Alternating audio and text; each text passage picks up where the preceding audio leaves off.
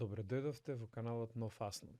После скоро месец и 5 дена, ние се враќаме живо и здрави, после една темелна реконструкција и реновација на нашиот простор, како и еден фундаментален апгрейд на нашата тонска опрема, која за среќа ја донесов од Канада, и истата е во рангот на најдобрите светски подкастери, како што е Такер Карлсон, Џо Роган и останатите, се со една цел, да вие, нашите подржувачи и слушатели, имате благопријатен тон што доаѓа од каналот Нов Аснон. Денеска имам голема чест и задоволство да го представам Костадин Ристоманов од Стигаe, со кого имавме една многу прекрасна соработка на 4 јули минатата пред 2 месеца скоро, каде што господинот Ристоманов организираше протест во Ново село, каде што е советник и против одлуките што се штетни за целата струмичка околина, а тоа е изградбата и давање на дозвола за градба за еден објект, топилница за алуминум, кој ќе има негативно и штетно влијание не само во Ново село, меѓутоа и пошироко. Денеска, после тоа, се случија едни настани немили кои резултираа со неколку кривични пријави и со некои настани кои се во најмалку кои во обичниот граѓанин внесуваат немир. Меѓутоа, Костадин е докажан борец и денеска за тоа ќе збориме со него. Здраво, како си, Дине? Супер, одлично, благодарам на можноста повторно да си кажеме нашите маки, да им објасниме на луѓето и ако може да ги мотивираме уште повеќе нашите соборци и да ги нивниот број зголемиме што повеќе, затоа што, како што рековме, само заедно можеме да се избориме за тоа што не следува, тоа што го наследивме од нашите татковци. Тоа е се што стои материјално и духовно. Материјално е животната средина во која што живееме, да ја оставиме уште во подобра кондиција за идните поколенија, и духовното, тоа што значи македонизмот, историските, културно-историските знаменитости, како белег на успешното живење на нашите предци, но и како модел за идното наше обстојување. Апсолутно. Во Ново село дадена е дозвола за градба од страна на градоначалникот на објект кој има потенцијално негативно влијание врз животната средина, а тоа е топилница за алуминум. Истата не е објавена и затоа имавме протести. Протестите беа доста успешни, ние бевме на самиот терен, имавме едно прекрасно интервју и кога после интервјуто, лично од наша страна, ни се приближија одредени дечки во црни кошули, сакаа телефон од мене, кажувајќи дека се знаат со газдата, сакаат да зборат. Значи имаше не притисок, меѓутоа една суптилна пресија, која дефинитивно се осеќаше, кога јас го вршев интервјуто со Ѓорги од Спас од Прилеп и Ѓорги од Стигаe. Меѓутоа, тука не се заврши работата. Имаме действија, јас дојдов во Скопје, јас не сум во Ново село, ти остана во Ново село и потоа се случуваат одредени действија против тебе. Кажи што се случи. Она што се случува моментално во општина Ново село и околината е класичен пример за нашата ситуација во целата држава. Значи, ние живееме подолг пермиски период во кој што беззаконието стана секојдневие, во кој што кога ќе дојдат нашите, ќе донесат правда, ама само за нас, а за другите не. Но кога ќе дојдат другите, тие се толку лоши и толку се никакви што мораме ние да ги сменеме и така натаму. Всушност се работи за класично непочитување на законите, се работи за за криминал, докажан криминал, за кој што било која власт, па и сегашната, молчи затоа што тој е наш, у наводници се разбира, нели? И затоа се молчи. Ние сме, еве, неколку месеци веќе имаме нова власт, но искрено, можеби граѓаните ќе оделат моето мислење. Искрено не чувствувам јас некоја си, кој зна колкова промена, да кажем, нешто дека се случило некоја промена. Можеби немаме ние такви рецептори за да видиме промената, но кај нас се случува класичен пример кој што е во континуитет веќе 7-9 месеци и повеќе 10 месеци. Зашто станува збор?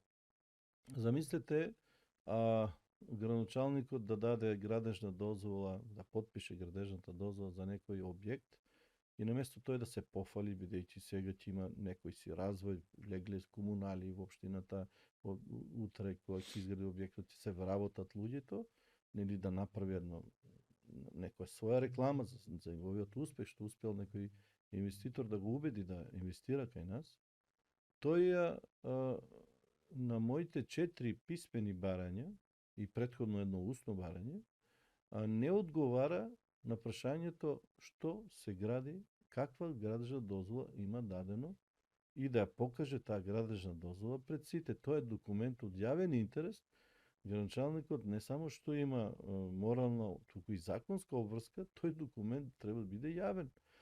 А уште повеќе, тој го крие тој документ и покрај моите 4 писмени барања. Јас сум советник во општината. Ако јас како советник немам достап до информација од јавен карактер, замислите обичните граѓани колкава информираност може да очекува. Ситуацијата стана уште полоша тоа што нема градежна табла, објектот се гради, нема градежна табла да видиме кој го гради, кој е проектантот, кој е инвеститорот, како гласи насловот, број телефон, едно друго, да може број на градежна дозвола, да се информира, да знаеме дали е диво градба или не. Зошто? Затоа што тоа го призна и градоначалникот, затоа што таткото на градоначалникот, тоест фирмата негова, го гради тој истиот објект. И сега вие не било тоа непотизам, не било тоа злоупотреба на службената позиција. Сега спрашувам каде се државните органи? Каде е јавното обвинителство? Не допрен глас, тоа го има по сите телевизии, па ние правихме протести. Па сега последниот настан што се случи беше еклатантен пример на мафијашко однесување на градоначалникот и на татко му. Истите тие батки, ти што испомна, со црни кошули и припиени хеланки, балетани, истите тие луѓе на прекинатата, тоест пред да се продолжи прекинатата седница, ни бара легитимација на сите советници и ќе пуштат само советниците кои се на списокот, но не и граѓаните кои што сакат имаат изразија желба да бидат присутни на седницата. Зошто? Затоа што на претходната седница сите советници од СДСМ и од ВМРО-ДПМН едногласно, освен јас кој бев против, донесе одлука да мора секој кој сака да биде присутен на таа седница, па и вие као новинари, прес или било кој, треба се најавите најмалку 5 дена однапред, а седници се закажуваат 7 дена. Значи вие имате само еден ден да дознаете кога ќе има седница, не знам како ќе дознаете.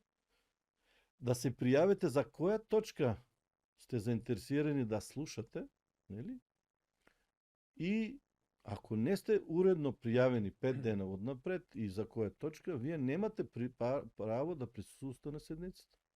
Тоа е толку спротивно на Законот за локална самоуправа, член 42, алинеја 2, кај што пишува советите на седниците се јавни. Значи за сите седници на совет се јавни. Без разлика дали воредни. А воредните се исклучени бидејќи они се најавуваат, може да се јават и пола сат порано, нели? Седниците се воредните седници е забрането присуство.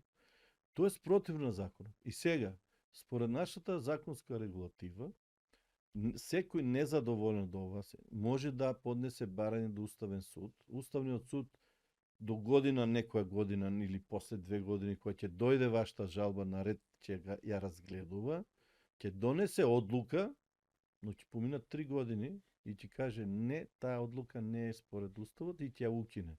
Ами штетата? Кој ќе ја плати штетата што се на... И повикувајќи се на таквата одлука, градоначалникот си дозволи сам да ангажира бадигардите на татко му, да ги ангажира да не дават влез на сите, т.е. да ги легитимират, а они немат никаква легитимација, ние како совет немаме таква одлука донесено, градоначалникот нема право да склучи таков договор. Ако има нарушување на редот и мир, мора да ги извести полицијата, да побара интервенција. Не побарал, немаше таква ситуација. И сега тука имаме една генеза на проблеми, на прекршување на законот, за кој што веднаш властите, чиј пулен е градоначалникот, властите чиј нивни представници, треба веднаш да реагират да не ги срамоти. Затоа што тој е нивни представник. Сега, се постава прашањето, дали на вистина он ги представува властите во право светло со таквите постапки и они се поистоветуваат со него, значи новата власт е иста како градоначалникот, па затоа го штитат, или ќе се застрами некој, почувајќи од премиерот па надоле, ќе се застрами, ќе побарат одговорност од градоначалникот и да преземат соодветни мерки, да не им прави штети пред се на нив како власт, на партијата, а после тоа на крај на целиот народ, без разлика на која партија припаѓа. И се ние сме доведени во ситуација на беззаконие, па ние како народ, како луѓе кои што живееме таму, не ни преостанува ништо друго, туку да се однесуваме спрема совеста и повторно во рамките на законот. Со никого не се караме, со никого не се тепаме, само сме упорни и си бараме нашата правда. Не може објект да се гради година време и повеќе без истакната табла, не може градоначалникот да ја крие градежната дозвола, не смее тоа да се случува. Што чекат сега јавното обвинителство? Допрен глас. Не допрен глас, па сите го видува тоа што се случува. Што чекаат сега? Чекаат наредба. Од кого? Така ли ќе функционира? Нели сакавме промени? Нели премиерот излезе и рече нулта толеранција? Каква е таа нулта толеранција? Максимална толеранција за сите? Тоа ли значи или нешто лошо сме разбрали? Ако е нулта толеранција, дај да почнат од своите. Па ако покажат позитивен пример, тогаш секој ќе знае како треба се однесува. Но ако покажат негативен пример, ако остават градоначалникот и таткото на градоначалникот да дивеат у нашата општина, да се однесуваат, да ги уценуваат луѓето, да им се закануваат. Еве, мене ми пишат што градоначалникот, што инвеститорот, неколку Значи заканите кон тебе не беа само од не природа, само кон мене. од и било кој, меѓутоа не беа да се постават избацивачи пред советот за да ги легитимираат кој може да биде присутен на седница на советот, него и заканите кон тебе отидаа чекор понатамо. Колку кривични добија тогаш?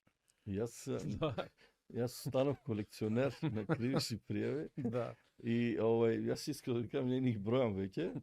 Постојано доаѓаат, и се има разни модификации, доаѓаат у писмена форма, например, нели? И ти пишува, нели, урокот толку и толку дена, ако не се извиниш, нели, едно друго. Па доаѓаат други покани, па да идеш во полиција да те испрашуваат некои инспектори таму, да дадеш изјава за ово она, затоа што има КЗ според казнениот, нигде не пишува според кој член од казнениот. Не знам зашто ме повикуваат, знаеш, толку се неуки и упишувањето на тие кривични пријави.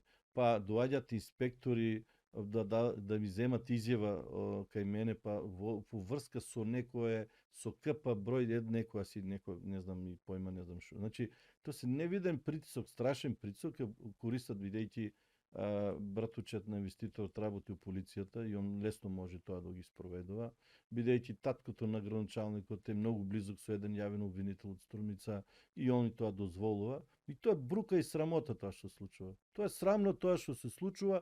Тоа е мафијашки потез. До кога ние ќе трпиме мафијата, собствената мафија, ќе трпиме ние да не малтретира, да не угнетува. За тоа ли гласавме промените? За тоа ли дојде новата власт? Да уште повеќе бидеме репресирани од собствената власт. Наместо да го бранат народот, пред се, јас не ги разберам и тие, толку ли бе луѓето дојдовме и собствените деца бе да се трујат и да ги жртвуваат за пусти пари.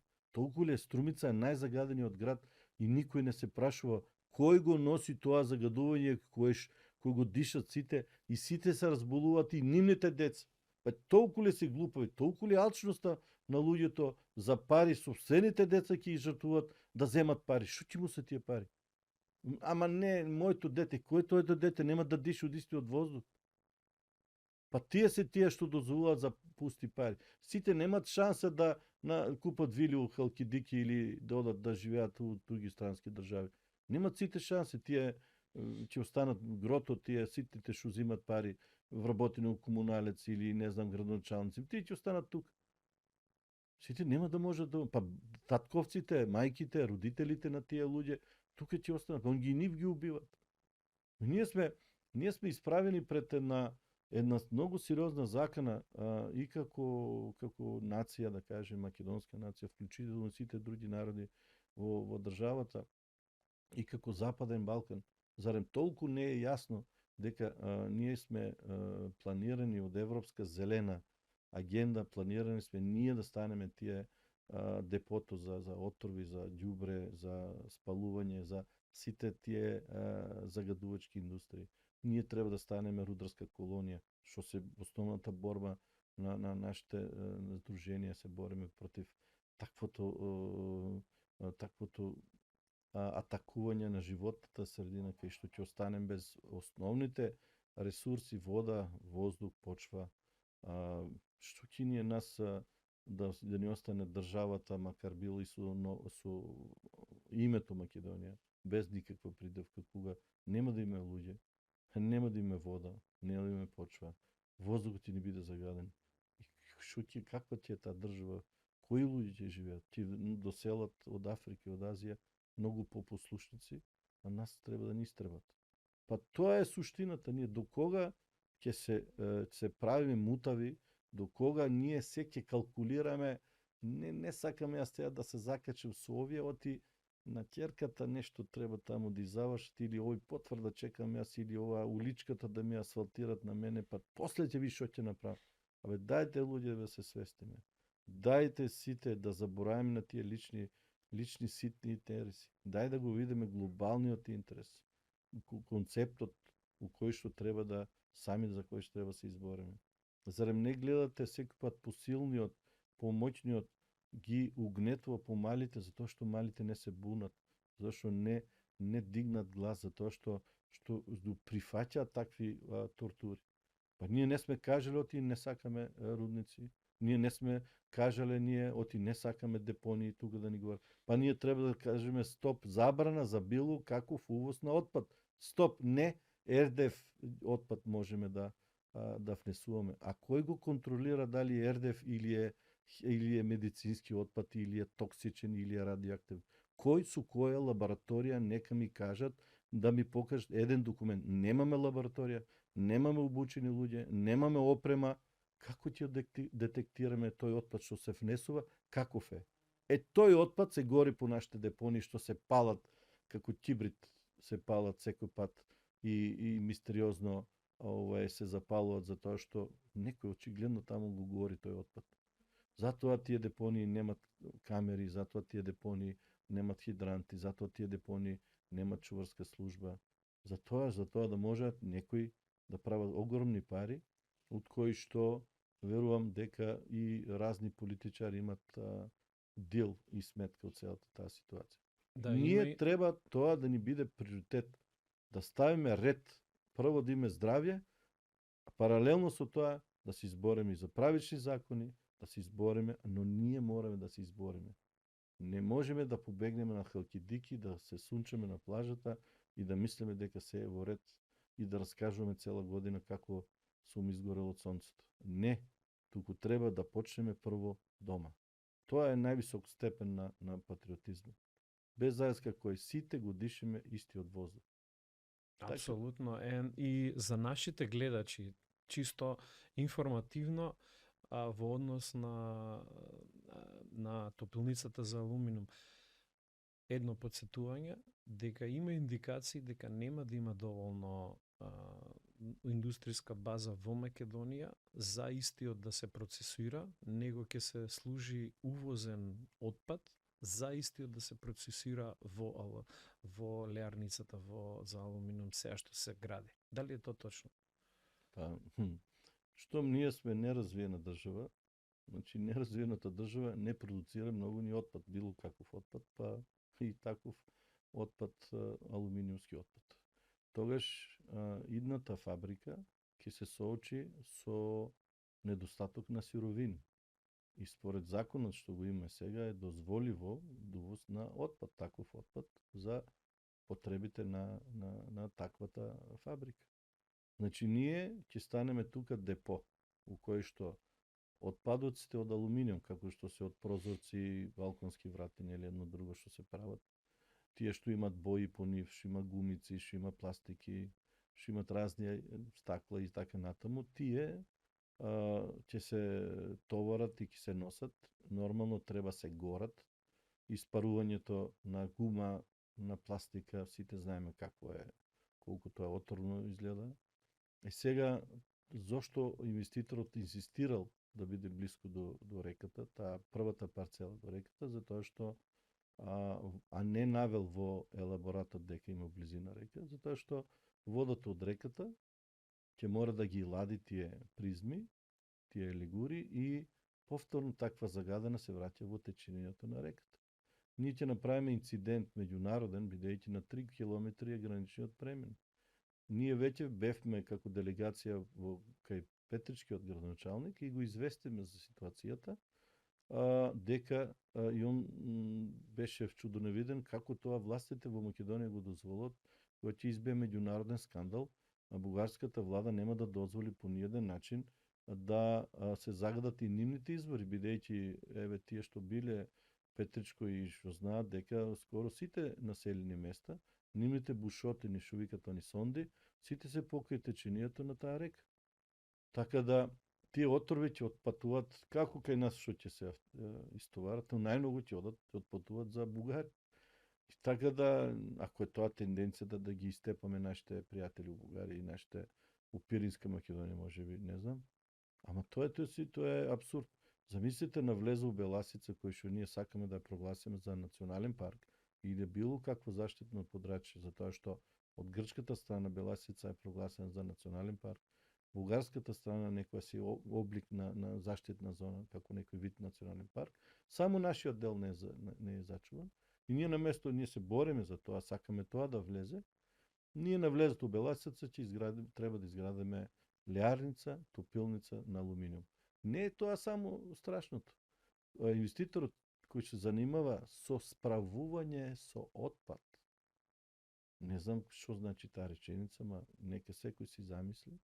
Он има уште 2 парцели една до друга таму купено и веќе сега вториот објект почнува, кој што ќе биде рециклажа, значи алуминиум што доаѓа, он не мора да го рециклира претходно, да го дроби, да го мели, не знам што, и после да оди на топење. Па имаме уште трет објект, кај што од нашите снимки веќе се донесени оджаците, тие едни такви монтажни оджаци, кои што ќе треба таму да се спалува. Можеби, не знам, можеби треба да биде спалување на било каков отпад. Кој знае дали ние никаде немаме Гајгеров бројач да мери радиоактивност. Слушам тука не Јурумлили или во Идризово некаде пред неколку денови имало страшна висока концентрација на радиоактивност. Никој не знае од каде таа атомска бомба кај нас. Па кој знае каков отпад се спалува по тие депонии? Никој не знае за тоа. И сега ние стимулираме таков индустријски развој во најземјоделскиот крај, што повторно имплицира на поврзаноста со потенцијалниот рудник во Иловица и Штука, каде што истиот тој рудник, тие две действија се неко поврзани, бидејќи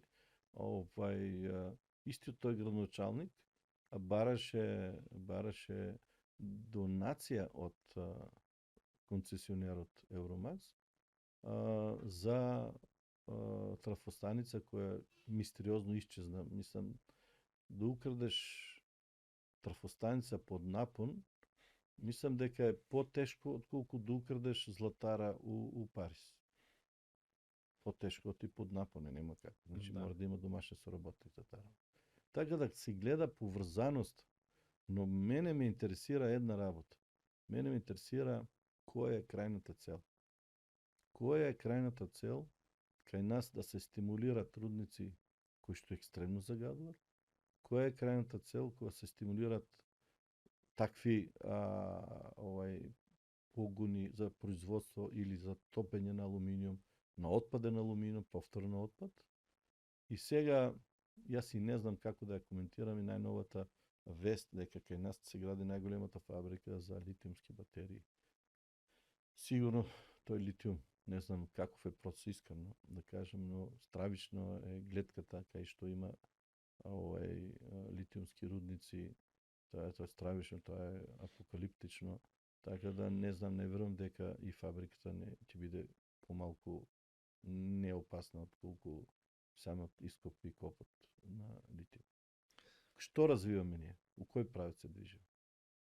Да, изгледа економскиот развој како без компас, на штета на животната средина, уништување на земјоделието и иселување на луѓето, а оние што ќе останат, тие се слабите, кои не можат да не толку луѓето кои немаат толку голема амбиција, за да можат да бидат лесно контролирани за потребите на локалните бизнис интереси, како и странските, за да се користи како ефтина работна сила, суровинска база, за да се извезува надвор. Тоа е некоја приказна против која ние се бориме. Мене што ме интересира е дали овие закани кои експлицитно, имплицитно ти со кои ти се соочуваш, дали повик во милициска станица, 6 кривични пријави кои ги доби, или па соочување со нелегални дечки со големи вратови, црни мајци, со кои ти се соочи, ќе те одвратат во твојата намера за законите и заштитата на животната средина да биде норма, а не да биде изнимка. Знаеш, кога ќе поминеш низ таа катарза, пошто ова не е единствена и прва закана, јас имав уште претходно 3 закани за живот, за мене, за семејството и така натаму. Човек кој ќе помине низ тој период, ние сме решени веќе да не се плашим. Мислам, и самиот збор плашење не постои кај нас, кај сите тие мои соборци, да кажеме, кои што ние сме поминале таа пречка, да кажем. Знаеш, кога еднаш ќе умреш, после не ти е страф од смрт, барем во мислите, знаеш, кога еднаш ќе помислиш шо ако ми се случи тоа и тоа, и ти го доживееш тоа на некој начин, но го преживееш во мислите, и после ти не се ни плашиш, да кажеме, не ни размислуваш, тоа не ни постои. Така да заканата можеби ќе има ефект кај тие луѓе кои што не размислиле оти, ние сите ќе умрем. Има ли некој што ќе остане жив? Има ли некој кој што мисли оти нема да умре? Па ако е така било пишано, како јас ќе се спасам од моето пишано, да кажеме, како судбина? Како може да Под кревет ќе се крие? Нема кај ќе се скриеме. Тоа е безсмислено. Тоа е безсмислено. Сега човек треба се плаши и мислам дека закани упатуваат тие што имат причина да се плашат. Тој што е во паника, тој што има мувата на капата, што се вика, нели? Тој има причина да се плаши и затоа он така и панично реагира. Таквите реакции нивни се само одраз на нивната состојба, што воопште не е за завидување. Мислам, не дај Боже да си во таквата ситуација. Еве конкретно да кажеме тие па и што е многу мотивиран да се заканува, то има, знаете ли колку има судски и пресуди и колку има пријави за на суд, знаете ли колку е должен по фирми едно друго, на неговата ситуацијата е катастрофална. И од сега, од тоа, од паника, од страв, го прават тоа, така да не сакам ни да коментирам. Не може, значи, моите колеги, соборци, одамна поминавме низ таа катарза, демек, сега се плашиме или не се плашиме, и ние сме докажали оти, ние сметат на нас, не сметат за луди. Че не знам кои луди, дали тие што се плашат или ние сме луди, не знам, мислам буквално, ама што ние треба се плашиме? До кога ние ќе сакаме, ќе калкулираме, ќе правиме едно друго? До кога? На крај крајва, и што имам јас избор? Што имам јас избор сега да се плашам, да се повлечам, за тоа што можело нешто да ми се случи? Па, ако дозволиме да има рудник, ако дозволиме да имаме топилница, леарница тамо, стварно ќе ни се случи нешто. И тоа многу страшно ќе ни се случи. Тоа ни е сигурно, загарантирано. Значи, се другото е подобра опција. Се другото подобра опција. И немаме тука ние избор. И така да воопште не ни размислуваме на такво нешто и не треба воопште да се спомнува такво нешто. А сега да кажем уште нешто однос на тоа што кај нас политиката е предавничка. На сите влади, не ги кажувам јас на ова, на тоа претходно. Затоа што и владите се ставени од скут и им е наредено што да спроведуваат, што да не спроведуваат. Вие замислете сега во едно село, еве ќе спомнам Зубово, кај што луѓето претежно се занимаваат со земјоделие, кај што баба и деде, тата и мама, бати и јас, например, сме 6-члено семејство, кои што произведуваат од 100 до 300 тона годишно производи, дали крставици, дали домати, дали бостан, пиперки, не знам што. Они се едноставно фабрика за храна. Они имат целата технологија на познавање, знаат технолошкиот процес, како тоа да се одгледа, како да се зачува, како да даде максимален род, и знаат најновите достигнувања ги знаат. Имат опрема, имат механизација. Имат дворовите им се оспособени за такво производство. И имат традиција. Тоа е најскапото, највредното нешто. Ние, секое семејство представува фабрика за храна. И сега ти треба да си ненормален во едно таков регион, кај што секое семејство е фабрика за храна. Ама буквално вие треба да дојдете да видите тие пластеници, да видите како тоа луѓето работат са балеве, они, не изгрело сонцето, не на нивата, таму работи, цел ден работи, вечери, не знам, нема работно време, нема. Знаете ли што значи такви, ние, како ние се смееме, нели, јапонците многу работели, таквите луѓе, знаете ли што значи да бидеш овчар, да кажеме, да бидеш, да одгледуваш животни, какви да се, па макар и у фарма, да. Тоа знаете ли како макотрпна работа е? Ние тие луѓе на место да ги стимулираме, тие се, ама в Швајцарија тие ги чуваат, само кај нас не ги чува државата.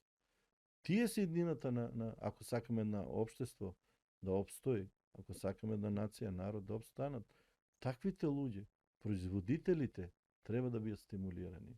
Таквите луѓе кои поготово сега у најновото време кога климатските промени не застрашуваат, нели, да го намалат родот, кај што имаме борба за храна, кај што војната во Украина ќе намали количеството на жито и житни култури и се, не само тоа и другите. Значи ние воедино ќе се соочиме со недостиг на храна, недостиг на питка вода. Ние ги имаме тие ресурси, ги имаме дури и производувачите на земјоделска храна, и наместо да се сконцентрираме ние за тоа, ние сега ќе изградиме фабрика за литиумски батерии. Нели оти ние сите возиме електрични автомобили, па не знам што. Што не изградат во Германија? Нели Германија има криза? Зашто Германија не изградат? Очигледно дека прописите нема да им дозволат за такво нешто. Тоа е нашата погрешна политика. Дали е до неукоста на тие кои што не водат, до незнаењето, може би тоа е. Дали е до притисокот од страна, дали е до агентите што им ги пишуваат и ги само нашите ги спроведуваат, или е комбинација од сите тие фактори, ние не знаеме или може да претпоставаме, но сепак гледаме дека е тоа убиствено. Тоа убиство. Ние на место Македонија да живее само од туризам. Дали е планински, дали е вински, дали е Селски. езерски, дали е селски, дали е Историски. историски. Абе, ние можеме само од приказна да живееме. Од приказна да живееме. Ове храната што се нуди по рестораните, нашите кои доаѓаат од страна, еве ти си еден од тие кои што можеш да направиш разликата, дали јадеш пластични домати или јадеш некој што мириса и е вкусен и така натаму. Ние доволно е тоа да посветиме, ние немаме доволно луѓе за тоа само. Замисли, мислам, толку потенцијали имаме. Да имаш ти на нивата хидрант, кај што кога сакаш да си пуштеш вода, пошто мелиоративниот систем не остана од бивша Југославија, нивите ни лежат не обработени, Да. системот го пропастуваме и ние сега одиме кон светлата иднина, кон Европската унија. Што правиме ние кон таа Европска унија? Место ние треба да се средеме работите дома, да заличиме, да го исчистиме ѓубретот, затоа што тој што и сака да дојде како на убаво, на добро, не само храната да му е убава, ама и очите да му бидат полни. Ние се занимаваме со глупости, со аеродромската инцидент на аеродромот имало, па 5 дена, една недела за тоа ќе разговараме, па за глупости ќе разговараме, па не знам, па топилница некој ќе ми прави. Каква е топилница бе ти во земјоделски крај бе, на устието на најовата планина ти ќе ми градиш таа. Кој е тој нормален тоа? Кој не, ние ли сме ненормални? Или они сакат да не убедат, оти они се управ. Не знам, јас не можам да разберам тоа. Тука е нонсенс. Нема што.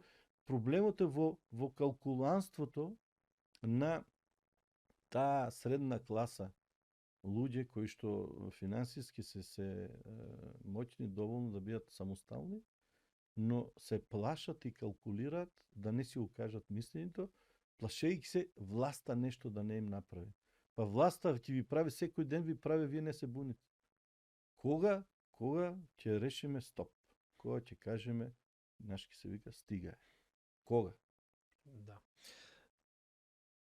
До нас е тоа да го направиме. Ти секогаш ќе имаш нашата поддршка и ние секогаш ќе ги поддржуваме твоите чекори за да имаме здрава животна средина, за да ние имаме здрави земјоделски производи кои ќе бидат одгледувани во здрава, чиста животна средина, здрав воздух, чиста околина и чиста земја. Благодарам што беше гостин во нашето ново студио. Се надевам дека нашата соработка ќе продолжи. Ти пожелувам уште успешни борби, да се соочиш со кривичните пријави и ја верувам кои се доста се лажни од нив, кои сакаат да те одвратат од твојата главна мисија и затоа си тука наш гостин, за да ја информираме јавноста околу што се случува и во Ново село, и со твојата борба, со нашата борба за зачување на животната средина. До следниот пат мислам дека добро ги информираше нашите гости. Благодарам на можноста и се надевам дека секој ден ќе бидеме помногу бројни, да биде ова наша заедничка борба на сите, да се обединиме, затоа што луѓето во Прилеп им треба помош на луѓето во Прилеп. Апсолутно. Но им треба помош и во Тетово, и во Куманово, и во Битола, и во Кичево, и во сите, во Охрид, во сите краеви кај што имат исти проблем. Треба да заборавиме на сите внатрешни кавги, поттикнати од политиката, да се обединеме прво, затоа што никој нема да сака неговото дете биде болно од некоја си последица на таквото загадување. Никој, па макар бил не знам кој од каква национална, религиозна или бил каква група припаѓа. Дури ние треба да бидеме обединувачки фактор на Балканот, да престанеме да ги стимулираме таквите групи, фејсбук групи едно друго, кои што ги подбуцнуваат луѓето на кавга, а се токму поттикнати од странскиот фактор, таквите групи да го раскарат народот, за да не сватиме оти сите имаме иста судбина. Колку порано се свестиме, колку порано се обединиме, колку порано одлучно кажеме не, толку имаме повеќе шанси за опстанок и да си ја спасеме татковината. Благодарам. Благодарам што не следевте во овој интересен разговор. До следното јавување ви пожелам се најдобро.